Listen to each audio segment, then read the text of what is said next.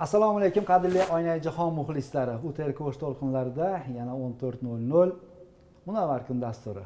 Xizmatingizda men Shavkatbek To'xtasinboy o'g'li, rejissyorlik pultida har doimgidek Nodirbek Bo'ronboyev xizmatingizdamiz.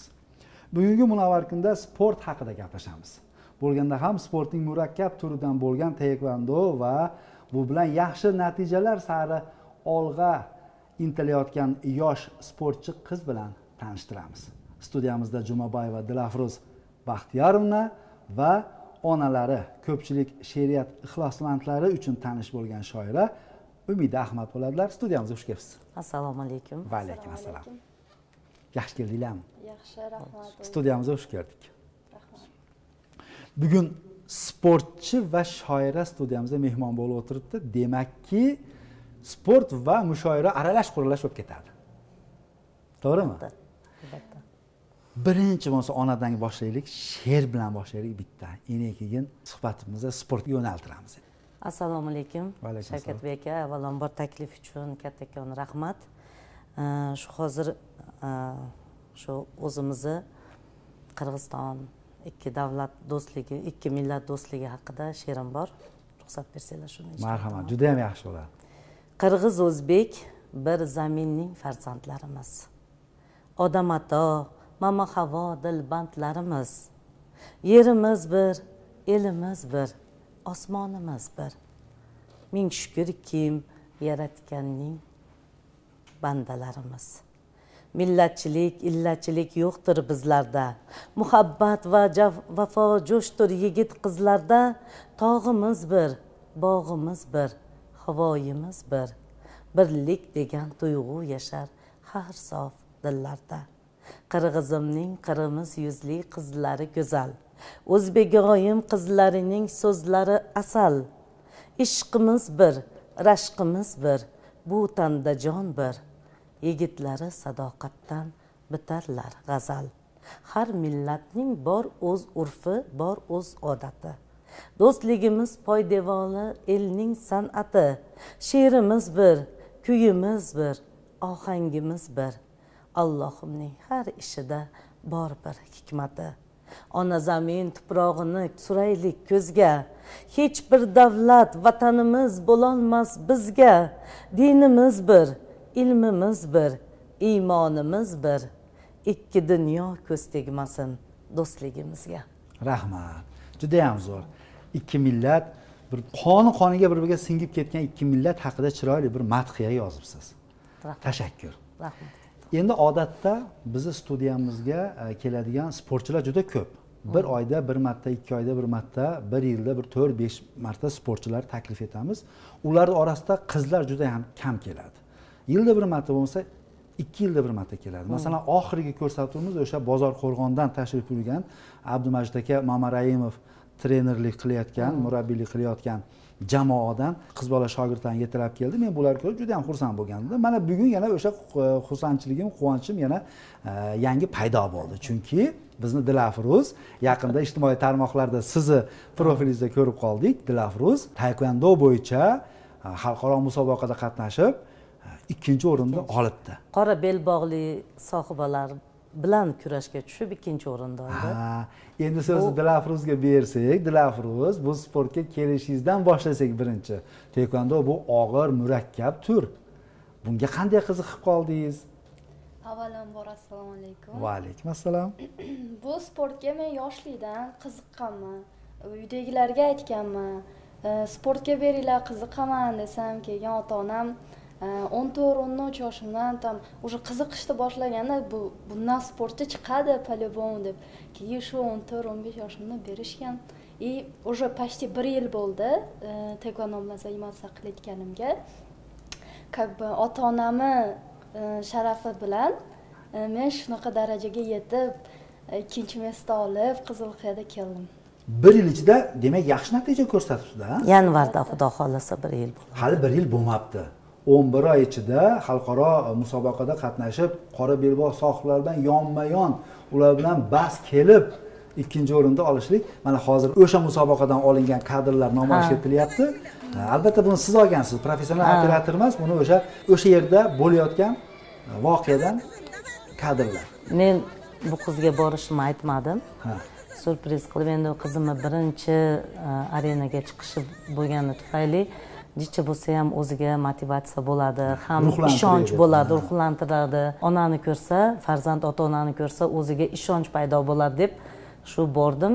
To'g'ri, o'zim kadrga olib sizga jo'natganlarim shu. Odatda nafaqat qiz bola, o'g'il bola sportchilar bilan ham ko'p suhbatlashganmiz.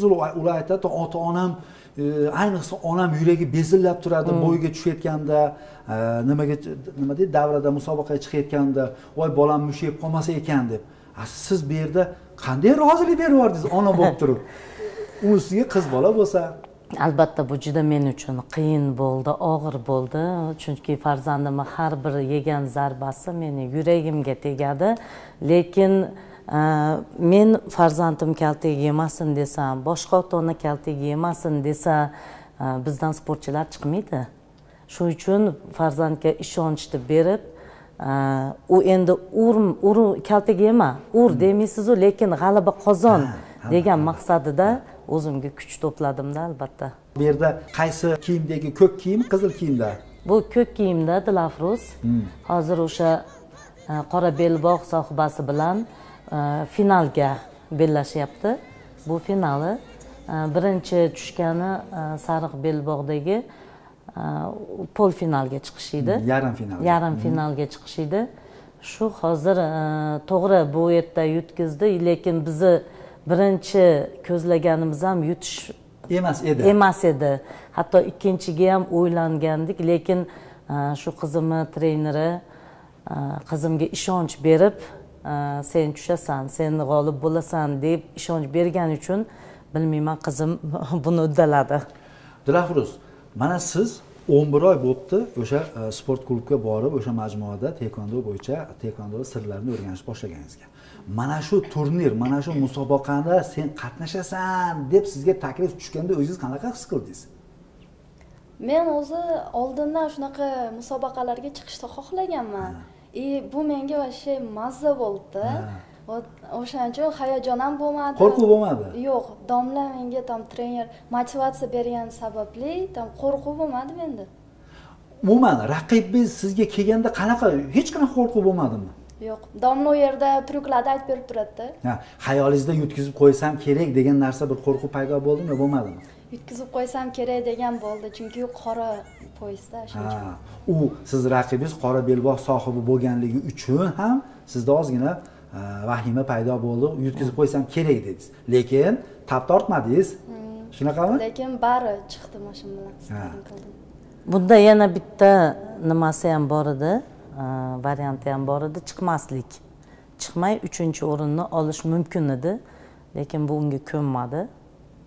Taassurotlar qanaqa bo'ldi? Bu mana bordingiz musobaqaga, nechta qiz bor ekan u yerda, qaysi mamlakatlardan kelgan ekan, kimlar qatnashdi bu yerda?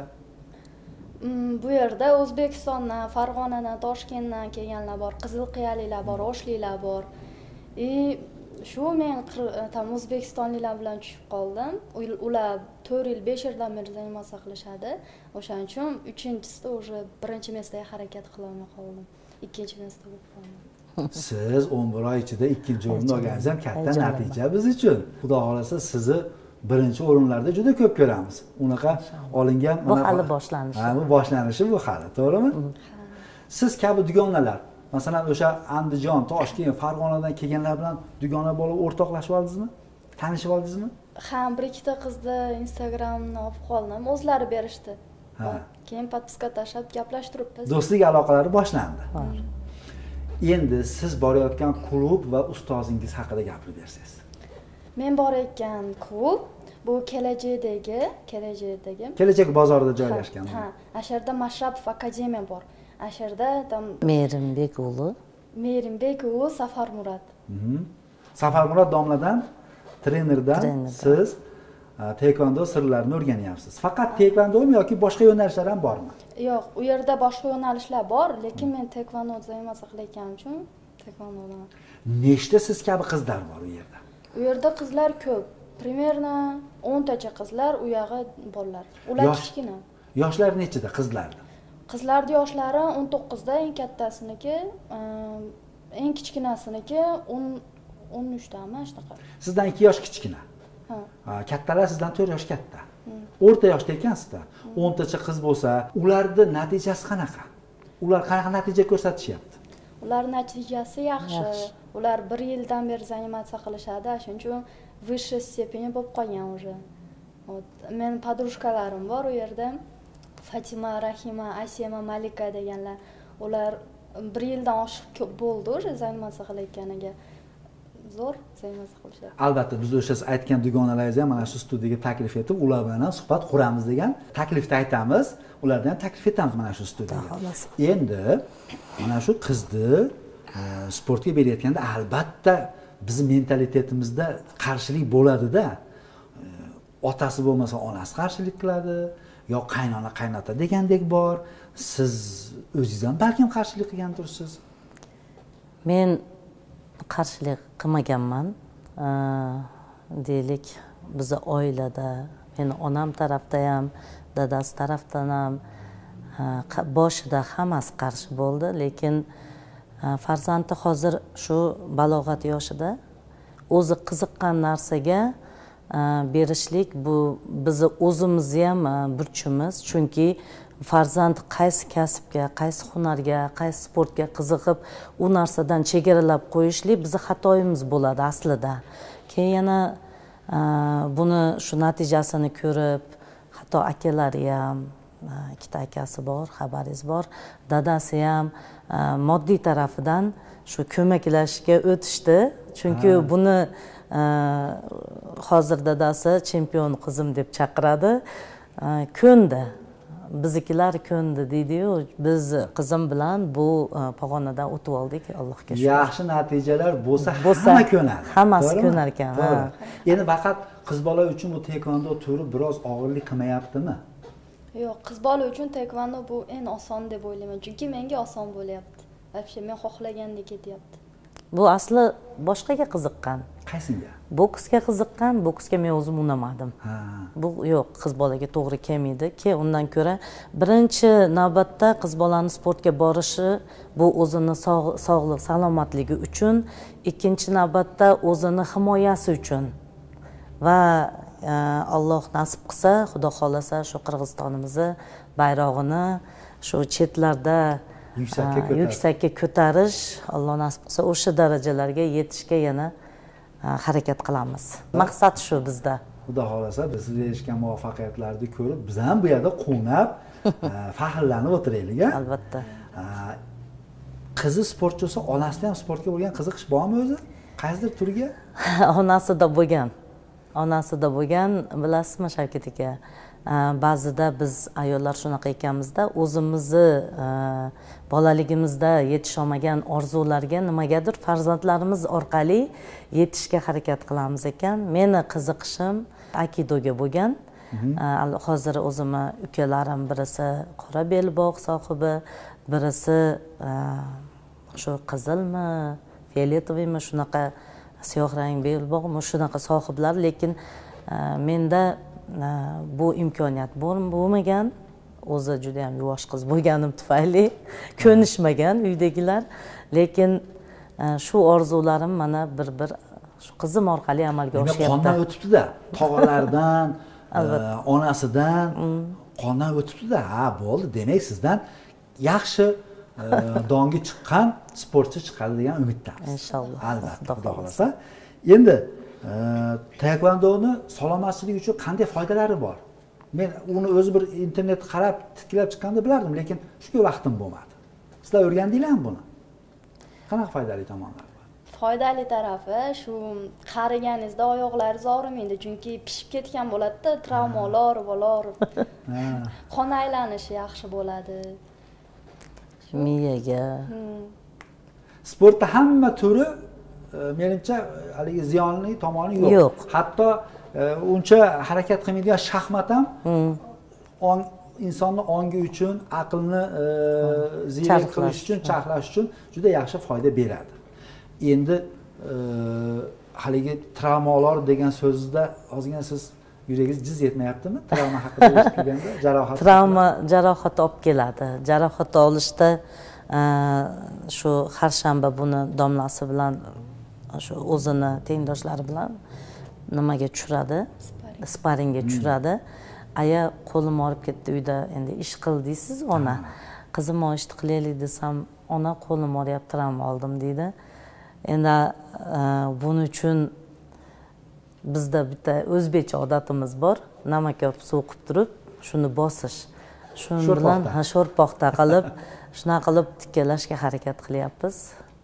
O'zingiz ehtiyot qiling, baribir o'zini ehtiyot qilish kerak, hozir albatta. o'sish davridagi qiz baribir o'zini ehtiyot qilish kerak. Siz buni nazoratga olasiz degan umiddamiz. Albatta. Endi dugonalaringiz haqida, maktab haqida bizga ham aytib bersangiz. Maktabni bitirmagan bo'lsangiz kerak yo bitirdingizmi? Yo'q, 9-sinfdan bitirib o'rganman. 11gacha o'qimaganman. Birinchi kursman hozirda. Angliyskiy petga o'qiyapman.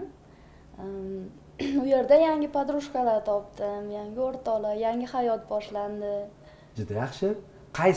Qaysi oliygohda, pedagogika fakultetida? O'shmuni Kumutda o'qib.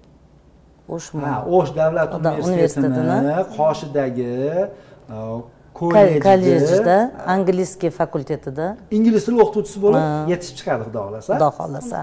Va bu albatta sportiga ham juda ham foydali. Chet davlatlarga chiqib qolsa angliyskiy kerak bo'ladi-da. Albatta. Biz rejissordan so'ramiz, hozirgi videoda eng oxirgi damlarida o'sha taqdirlash marosimi bo'lyapti va u yerda tekvando bo'yicha Koreys millatiga mansub odam ham yurib o'sha o'zi nimani topshirgan ekan. O'zi topshirdi bularga. Menimcha o'sha edi mana. Qarang, birinchi o'rinda olgan qiz o'zbekistonlikmi? O'zbekistonlik. Ikkinchi o'rinda Qirg'iziston oldi, uchinchi o'rinda kim oldi? Ikki qiz turibdi u yerda. O'zbekistonlik. Ular O'zbekiston va Qirg'iziston oldi. Ha, uchinchi o'rinda ikkitasi oldi.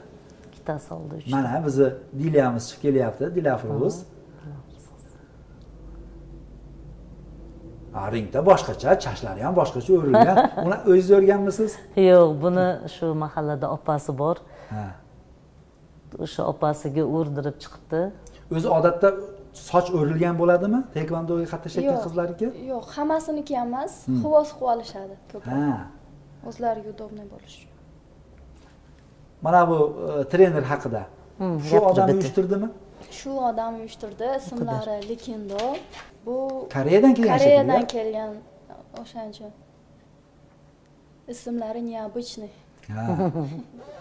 Bu odam bilan suhbatlashish imkoni bo'ldimi, bo'lmadimi? Yo'q, bu odam afsuski bo'lmadi. Chunki bu yerda juda ham ko'p sportchilar qatnashdi. Bu insonni yonboshga tortib bir suhbat qurgani vaqti yo'q ekan ham. Hattoki men harakat qildim. Shu inson Qizilqiyda uyushtiribdi va kelasida Bishkekda ham shu uyushtirish niyatlari bor ekan. Bizni trener bundan ma'lum xabar berdi. Juda go'zal. Dilafruz Jumaboyeva 3-o'rin deganda sizda qanaqa hayajon bo'ldi? Ikkinchi o'rin deganda ikkinchi o'rin deganda albatta ichimdan bir haligi hayqiriq deydi-yu, yig'i keladi. Har bir onada har qancha qattiq bo'lmay, har qancha unaqa seryozni bo'lmay, baribir ona farzand uchun bir ko'nglini bo'shatib olar ekanda, shu ichimni yig'lab ko'z yosh bilan tabrikladim. Biz ham uni ijtimoiy tarmoqda ko'rib juda ham bir so'yindik, ichimizdan bir so'yinib va sizlarni taklif etdik. Mana fursat bugun ekan. Eshitgan bo'lsangiz, ur qizim. Yana bu qiz ko'ziga tepib qo'ydi. Men shu qo'rqgan joyim ikkov o'zbekistonlik ikkov qizim. Ikkala qiz bunga ham aytdim, shular qilgan xatoda qilma qizim dedim, ko'ziga tepib qo'ydi. Chunki ko'zdan qattiq jarohat olishi mumkin-da. Aytdim, ko'ziga teppa degan joylarim ham bor. Dilafruz Baxtiyorovna kelajakda qanday orzulari bor? Mana shunga to'xtalsak. Shu orzuyim, xudo xolasa, chempionka bo'lib, Miravoylarga chiqib,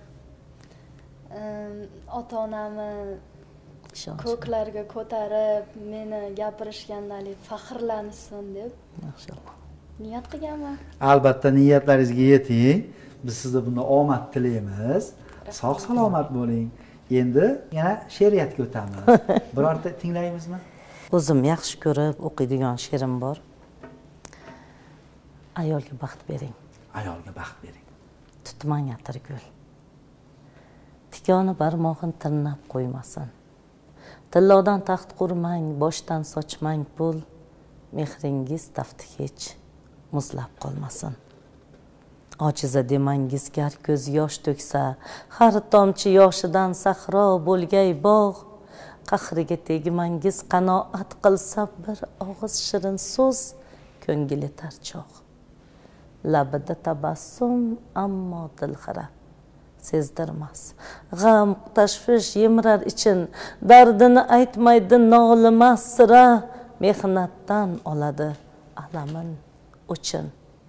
Ayolga baxt bering, beminnat bo'lsin, minnatli oshingiz aslo totimas, baxtidan quvonib shukrona aytsin. Ayol bardoshiga tog'lar teng kelmas, ayolning sabriga toshlar dosh bermas. Ilohim har bir farzandlarimiz sabrli qizlardan bo'lib yetishsin. Salomat bo'ling. Salomat bo'ling, salomat bo'ling. Ayollarga chiroyli ta'rif beribsiz. Endi erkaklar haqida ham bormi, yo'qmi? Turmush o'rtog'ingiz Baxtiyorjon ukamiz juda yaxshi yigit. Baxtiyorjondan ilhomlanib biror narsa yozgandirsiz? Borligi bor. Mayli, siz istab turing, ungacha yana Mayli. Biz Dilafruzga yuzlanamiz. Dilafruz, mana bobongiz o'qituvchi, siz ham shu bobongiz singari o'qituvchi bo'lish orzusida ekansiz. Qaysi maktabda, qayerda ishlamoqchisiz? Yoki o'zi o'qiyotgan kollejingizda o'zida qolib qolarsiz balki? Men o'zi angliyskiyda, petda tekvandoga moslab tanlaganman. Ustoz bo'lish uchun ham tam tekvandoga moslaganman-da. O'zi niyatim trener bo'lish edi, lekin u menga emas ekan, chunki u kasbpasda necha olganda. Ertaga nima bo'lamiz? Trenerlikni, murabbiylikni havas qilmadingizmi? Havas qilganman, lekin bo'lmaydi deganda. Bo'lmaydi ekanmi? Qizlar uchun trener kerak. Mana hozir sizlarga erkak domla o'rgatyapti, to'g'rimi? Qizlar uchun qiz bola trener bo'lsa, yana nur ustiga a'lo nur bo'ladi. To'g'rimi? Ya siz undan ham to'xtamang, vaqt ko'rsatadi. To'g'rimi? Lekin trener bo'lish niyatim bor. Lekin opa-dadangizdan sizdan borganingiz ham yaxshi, o'qituvchi bo'lganingiz ham yaxshi, O'qituvchi bo'lganim ham yaxshi. Kerak emas menga baland qasringiz, shinamgina kulba quring dadasi. Bunchalar ham tarang bo'lsa fe'lingiz, hayotda sal kengroq bo'ling dadasi. Mayli tutmang menga humo qushini, qaysarman, lek asta ko'ning dadasi. Jiya bo'ri qayrab turar tishini, men uchun arslonim bo'ling dadasi. Saroblardan tillo taxtga intilmam, hammadan baxtliroq qiling dadasi. Siz borsiz, o'zimni ojiza bilmam, yonimda posponim bo'ling dadasi. Yaxshi niyatlar ila farzand o'stirdik, dabdabali to'ylar qiling dadasi. Umrimiz yarmin ham yashab ham qo'ydik, shu yoshdan ko'pini ko'ring dadasi. El yurtning oldida totuv yashaylik, do'stu yoron havas qilsin dadasi. Siz cholu, men kampir, qo'sha qariylik, niyatlar ijobat bo'lsin dadasi. Bu o'ziga atalgan, chunki doim she'rlarim o'qiganda menga yozmaysan ayasi she'r deganda hazilona qilib yozganman. Albatta o'ziga o'qib ham berganman. Endi o'zimizdan qiyos, yoshligimizda ko'p narsaga vaqt ko'p bo'lar ekan-da. Yosh yildan yilgacha ulgurmay qolasan ekan. Urg'ozor tashvishi, bola chaqa kattayyapti. Shunaqa holatlarda ham albatta bor.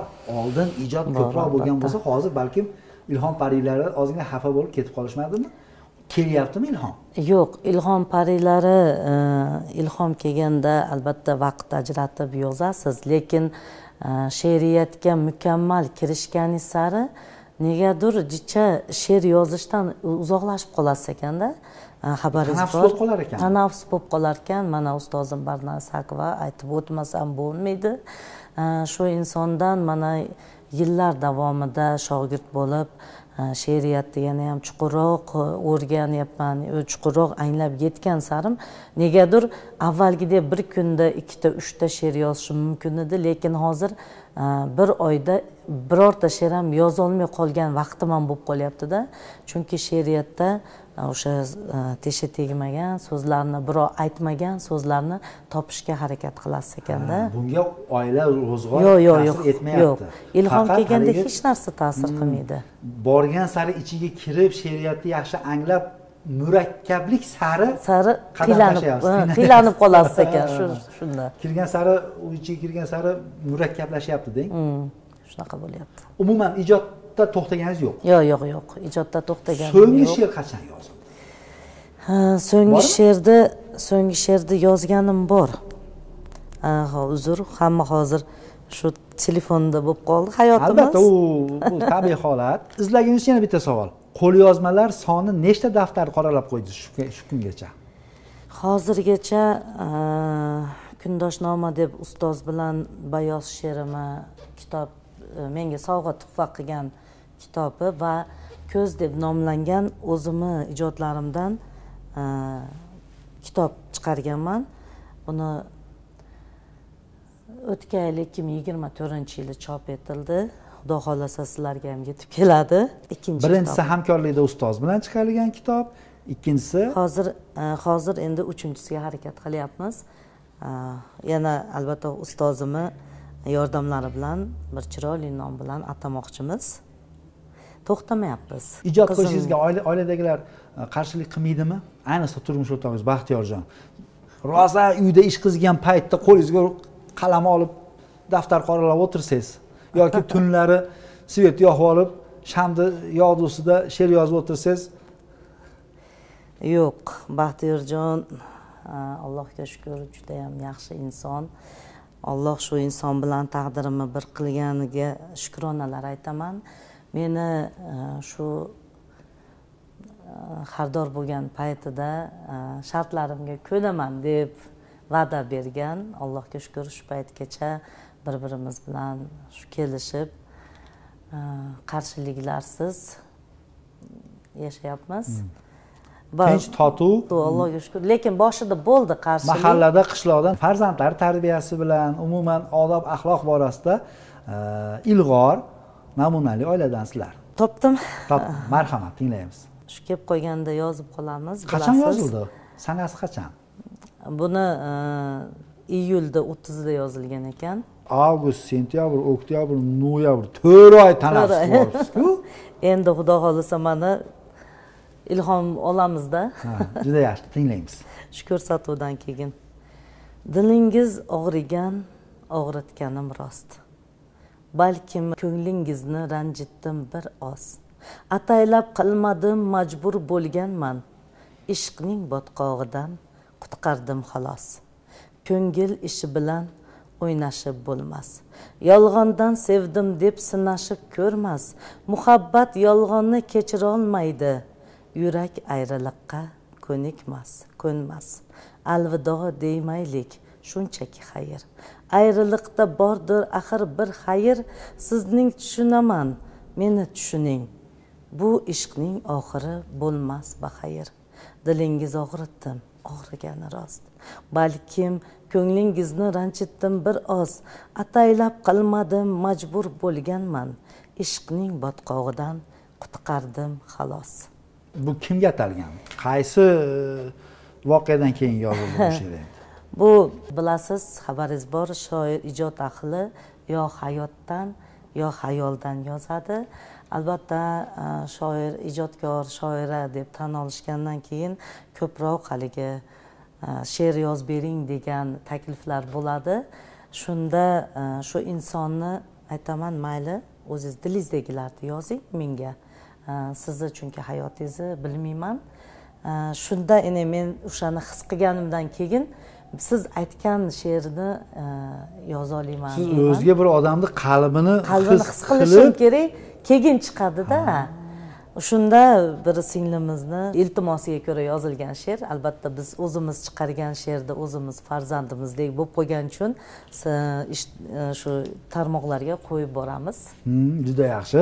Endi Dilafruzga yuzlanamiz. Yana Dilafruz, onangiz mana qog'oz qoralab, she'r bitib, 3-kitob yaqinda chiqish arafasida ekan. Dilafruzda ham qobiliyat bormi, yo'qmi? Men bunaqa she'rlar yozolmasam kerak yo'q. Lekin qo'shiqni yaxshi aytadi. Qo'shiqda yaxshi aytaman. Demak bor ekan, san'atdan ozgina bir uchqun bor ekan, to'g'rimi? Qo'shiqni yaxshi aytadi, ovozi bor qo'shiqqa, lekin qo'shiq aytay deb bir harakat yo'q. Demak uyda karaoke bor. Bor. Karaokeda har kuni bo'lmasa ham 3 kunda bir kunora qo'shiq jaranglar ekan xonadonlarda. Kolonkani mikrofonida jaranglaydi. Juda yaxshi, juda yaxshi. Endi sizni she'rlaringiz 20 dan ortig'i xonandalar tomonidan kuy bastalanib, qo'shiq qilinib, sahnalarda ijro etilyapti ekan. Bularni siz tuhfa qilganmisiz yoki pulga sotganmisiz? Odatda o'zi qanaqa o'zi? Yo'q. 20 dan ortiq deganda eshitdim, men aytdim, kuchli shoir ekan dedim. Allohga shukr. Men mana shu paytgacha 15-yildan beri she'rlarim qo'shiq bo'lib kelmoqda. 10 yil. 10 yilni ichida hozir bu yerda Tojikistondan Sunnatullo degan ukamiz ikkita she'rimni qo'shiq qildi, singlisiga va do'stiga atab. O'zbekistondan yana bir Sodiqjon degan ukamiz o'sha ona she'rimni qo'shiq qildi. Va qolgani o'zimizni qirg'izistonlik san'atkorlarimiz, ulardan Ma'rufjon aka, Ilhom Ahmad, Ma'mur opa, Matliba xonim, hammasini hozir aytsak 80% desam ham adashmayman. Juda chiroyli ko'nglimda ijro qildi, lekin men bu niyat qilib qo'yganman. She'rlarimni qo'shiqqa so'ragandayoq men Alloh nasib qilsa qo'shiqdan haq olmayman she'rimdan. Chunki har bir aytdimmi, boya aytib o'tganimdek, she'r bizni o'zimizni tug'ib qo'ygan farzandimizdek-da, ichimizdagi dardimizni, hislarimizni, ichimizda nimaki bo'lsa shu she'rga bitishga harakat qilib, uni sotishni o'zi emas tuyuladi men uchun. Menga shu kuylayotganda Umid Ahmad deb chiroyli eslab qo'ysa yetadi deb o'zlariga ham aytib qo'yaman. Ha, albatta, men shuni ta'kidlab o'tmoqchiman-da. She'r tuhfa qilindimi? Demak, bundan yaxshi qo'shiq ijro etilayotgan bo'lsa, hozirgi ijro etadigan qo'shig'imizni she'r muallifi Umida Ahmad tomonidan yozilgan deb bir og'iz aytib qo'ysa, shu bilan ko'ngil tog'dek ko'tariladi, to'g'rimi? Shuni o'zi yetarli shoirlar uchun. Ha, juda yaxshi. Endi va teatrda ma'mur sifatida ham ishlaysiz. Teatrda nima gap? Teatrda mana shu kunlarda bolajonlarimiz uchun Uchar otlar degan yangi spektaklimiz Murat Abdullayev tomonidan, rejissyorimiz Murat Abdullayev tomonidan yangi spektakl namoyish etilmoqda. Shuni repetitsiya jarayoni bo'lyapti. Xudo xolasa barcha bolajonlarimizni taklif qilamiz va ota-onalar ham qo'shilib kelinglar. Farzandlarni teatrga bu madaniyat uyida olib kelgan sari farzandda shu san'atga, ijodga bo'lgan ishtiyoqi yana ham oshadi. Qaysidir shu aktyorlardan, qaysidir xonanda, hofizlardan qarab ilhom olib, men ham shunaqa inson bo'lamanmi degan bir o'zida tuyg'u paydo bo'lsa kerak deyman. Shuning uchun barchangizni taklif qilaman. Shu 30-dekabr va yanvar ichi bizni bolalar uchun yangi ertaklarimiz namoyish etiladi. Siz yaxshi ta'kidlab o'tdingiz, o'sha sahnadagi spektaklda ijro etayotgan salbiy, ijobiy obrazdagi aktyorlardagi narsalarni ko'rib, shundan bola maktabda uyat, to'g'rimi? Bu narsa yomon ekan deydi, bu narsa yaxshi ekan deydi, men mana yaxshi bo'lishim kerak deb axloqi ham ozgina o'zgaradi. Albatta. Albatta, hozirgi masalan mana qo'yib berayotgan bolajonlarimiz uchun chet multfilmlaridan ko'ra shu o'zimizni aktyorlarimizni ko'rsatib bergan ertaklari ma'naviyatiga ham foydaliroq deb o'ylayman. Albatta. Bir so'z ayting, hammamiz shunga amal qilamiz deysa nima degan bo'larsiz ikkalangiz ham? Aytingchi. Biz bunga tayyor emasdik.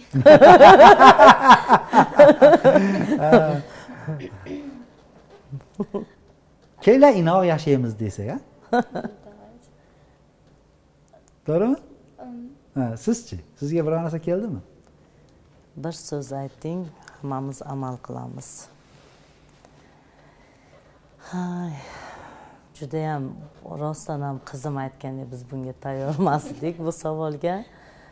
Lekin meni niyatim shu farzandlarimizni har bir ota-ona, u xoh o'g'il bo'lsin, xoh qiz bo'lsin, farzandlarni kelajagi uchun, farzandlarni xohishiniga yuz burmasdan shu har qancha yordamimizni ayamay, ma'naviy, moddiy, moralniy deb qo'yadi-ku bizda, shunaqa yordamimizni ayamay, hamisha yonida do'st bo'lib tursak, o'ylaymizki, bizni farzandlarimiz kelajakda buyuk insonlar bo'lib yetishadi. Farzandingiz bilan do'stlashing demoqchisizda, to'g'rimi? Do'stlashing. Chunki farzand ota-onadan chetdan do'stlar topishi mumkin, lekin onadek sirdosh bo'la olmaydi. Dugonaga sirini aytish mumkin, lekin onadek saqla olmaydi. Shu. Juda yaxshi, juda yaxshi. Ijtimoiy tarmoqda ham faolsiz. Sharh yozmoqchi bo'libdi, sharhni yozib, ko'p yozib turib, qoida o'chirib olgan holatlar bo'lganmi? Bo'lgan. Qanaqa holatlarda juda haligi nafsoniyatizga tegib, achchig'ingiz chiqib ketadi? Yozgingiz kelib ketadi, yozasiz, keyin hovurdan tushib o'chirib olasiz. O'zi ijtimoiy tarmoqlarda ko'proq shu Facebookda faolligim uchun, shu meniki she'riyatligi uchun, shu hozir endi masalan biz ham asta-sekin she'riyatdan o'rganishdan chiqqanmiz. Hozir ham o'zimni masalan mukammal shoira deb men tan olmayman. Men havaskorman deb qo'yaman hamisha. Shu hozirgi kelgan-kelmagan she'rlarni muxlislari ko'p-da, beo'xshov she'rlarni. Shu muxlislarga olqishlaganda yo birovlarning she'rini aytib o'tirganda, qarsaklarda, olganlarda shu chiroyli, uni ichida o'zimiz ham ijod bo'lib qoladi-da. Shu yerda chiroyli yozgim, bir dunyo yozgim keladi-da, qo'ymashi insonni dili og'rimasin. Deymanda sekin asta ichkariga o'zini lichkasiga o'tib, yana chiroyli tushuntirib qo'yaman. Mana muallifi kechirasiz, men bo'laman. Shu muallifini aytib o'ting degan yerim bor. Ko'proq yozib o'chirib qo'yasiz. O'chirib qo'yaman. Demak, jamoatga, odamlarga eshittirmasdan o'zi bilan alohida tanbeh berib, u yoqqa eshittirganingiz bilan baribir ko'pchilik tanqidni to'g'ri qabul qilmaydi. Shu uchun oshiqcha nima kerak bor, urush janjalda, undan ko'ra o'sha o'zini sahifasida kelishib olgan ma'qul. Og'zi kuygan qatiqni ham puflab ichadi degan. Kuyganmi og'zingiz? Kuygan. Kuygan. Necha marta?